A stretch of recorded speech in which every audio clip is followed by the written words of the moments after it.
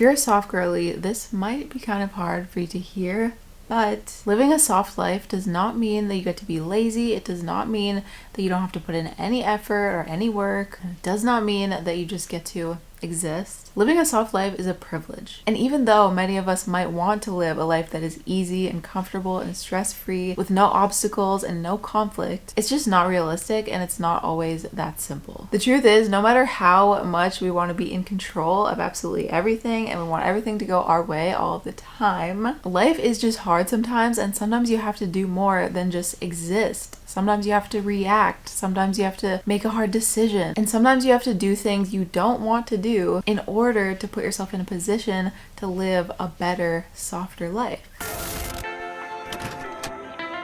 Hey everyone, it's Ariel. Welcome back to my channel. And soft girlies, buckle up, because in today's video we are going to be talking all about how to really live a soft life. So we're going to be going over some truly life-changing habits and mindset shifts that I think are extremely important to know if you really want to live a soft life. So without further ado, just make sure to hit the like button if you're enjoying today's video and subscribe to the channel if you're not already. Now let's get into the video. So first things first, what is a soft life? So according to Urban Dictionary, the definition is the opposite of a hard life, where you make decisions that leave you feeling stress-free and vibrating higher, less about wealth, though it helps, and more about making good choices. Now, I don't necessarily agree with all of this, but the general idea is true. Like, a soft life is a lifestyle of comfort and minimal challenges, not very much stress, very little worry and concern, and also just making time for yourself and kind of like putting your mental well-being first, which all sounds very nice just on the surface. But I do think there is a pretty significant level of productivity and just effort that we have to put in order to live this soft life. So the first thing I want to talk about is discipline and sacrifices. I think there's so much power in being able to see past your immediate wants and kind of choosing your long-term happiness over your short-term happiness. So for example, let's say that right now all you really want to do is go to McDonald's. You know that you have a goal for yourself to eat healthier and not spend so much money on fast food and eating out, but right now all you want is a McChicken meal and a Sprite. All will be well if you just get this McDonald's meal. But as good as it sounds to just go and get that thing you want right now, the first thing you have to think about is, does it align with my ultimate goals, my bigger goals? And if you do have a goal of eating healthier and not spending as much money on eating out, then it doesn't. So you have to be able to choose your long-term happiness over your short-term, immediate, like instant gratification, because sometimes you have to be able to sacrifice certain things to be able to indulge and enjoy different and better things later. To me, that is what discipline is all about. It's being able to say right now, yes, that would be nice, but ultimately my bigger goals are way more important, so forget it, I don't actually need that thing. You also need to be willing to put in effort consistently. So again, if you have a goal, let's use a different example. If you have a goal of being more fit or just working on your physical health, you're not going to go to the gym once and then expect results. That's not how it works. You have to put in consistent work, consistently go to the gym and exercise, eat healthy and follow a plan to be able to see results. So if you're not doing it consistently, you're not really being disciplined enough to be able to see results. And I think it also is good to set goals for yourself so that you can stay focused on why you're doing what you're doing and like just remembering what the actual goal is, and also being able to see just a clear path to get there. And that's going to take discipline. So your ultimate goal might be really hard and it might be something that's going to take a lot of time and a lot of effort, but just think about that bigger, greater reward that you're going to get in the future for sacrificing and having the discipline right now. And then once you get that thing, it's gonna be so much sweeter. Like that McDonald's McChicken, it's gonna hit so much harder if you like have discipline and limit yourself to only being able to get it later. I hope that makes sense. Second thing I want to talk about is having a budget. So before you immediately go and buy something, it's really good to get into the habit of asking yourself first, does this align with my bigger ultimate goals? Not only that, but is there room in my budget for it? Am I just spending money I don't actually have? Am I choosing to take this thing that I don't maybe need and then making it harder for me to get this thing that I might actually need, but now I'm putting myself in a difficult position?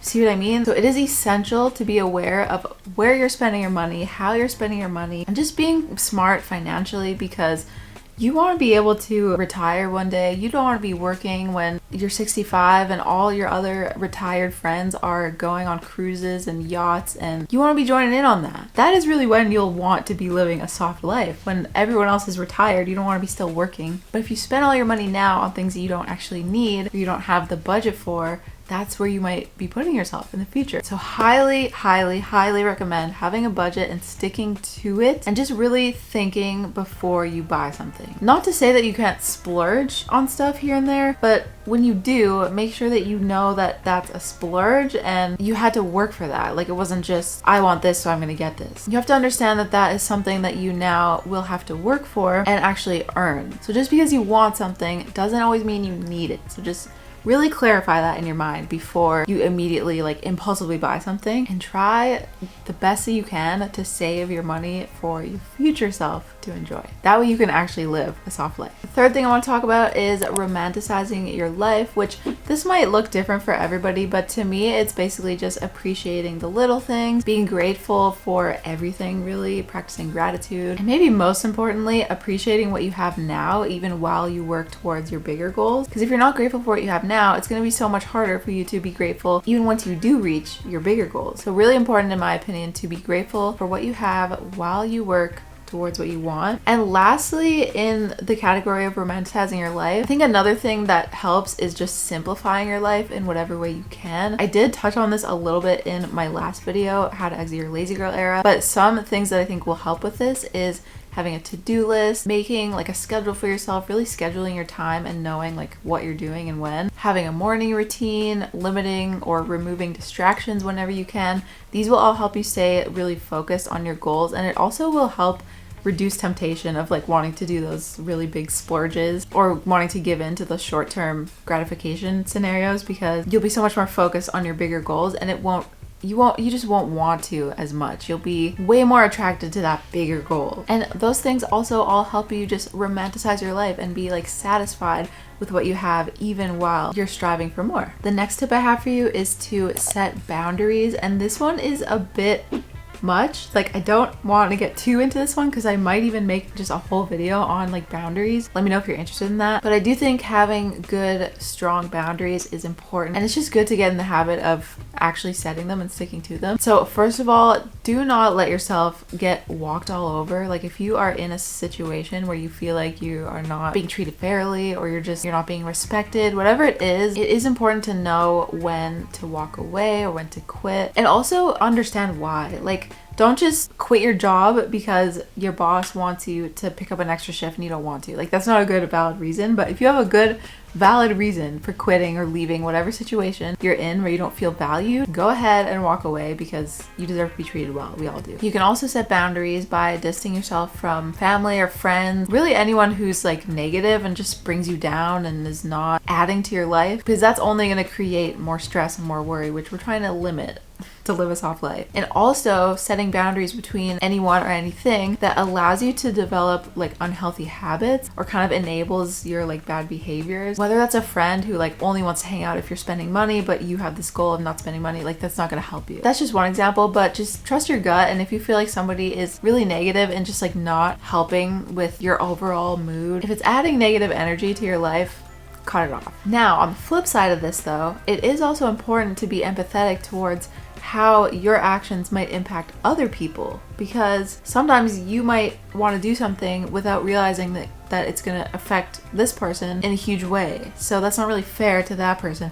depending on the situation. See, that's why this is a tough subject. But ultimately, your well-being is important, and your happiness shouldn't constantly be getting pushed to the side, like behind everyone else's. But you also should try to see things from both sides or from other people's perspective, not just always your own, because sometimes we do things that affect other people without even like really realizing it. So I think it's just courteous and just healthier for everyone, honestly, if we can be empathetic to each other while still protecting our own peace.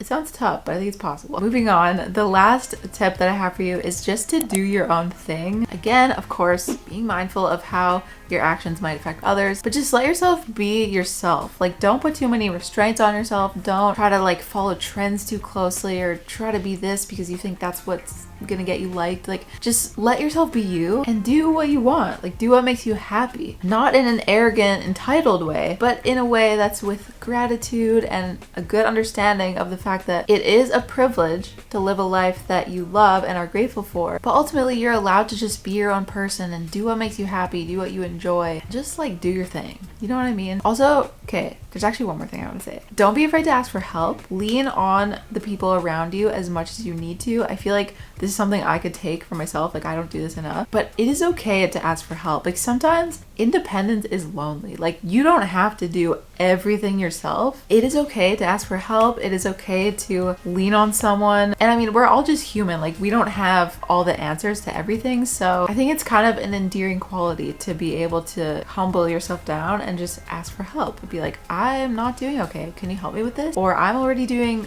this, and this. Can you do this for me? That is more than okay. And I think it's something that we can probably all practice doing more. But then when you just want to be you and like do your own thing, you go, girl, do your thing. So ultimately, to sum up this video, I think it is fair to say sometimes life is just hard. That's just the truth. That's just the way it is. But how we choose to navigate through the hard, challenging parts of life is how we learn and grow and ultimately just become better people. So it's okay if life's hard. Usually it's not for nothing, and there's always something that you can take from those hard, challenging situations. And if you really want to live a soft life, you need to acknowledge the fact that it will not just happen by you just existing and not doing anything. You need to put in effort and work and discipline and sacrifice things to reach your bigger goals in life and truly be able to live a softer, more enjoyable lifestyle. So those are all the tips I have for you guys. I really hope this video was helpful. If you did find it helpful, please remember to give the video a thumbs up and subscribe to the channel if you are not already. You can also follow me on social media at Style by Ariel. I will link that in the description box as always. If you have anything that you want to add to this video, feel free to leave it in the comment section down below. Thank you so much for watching, and I'll see you in the next one.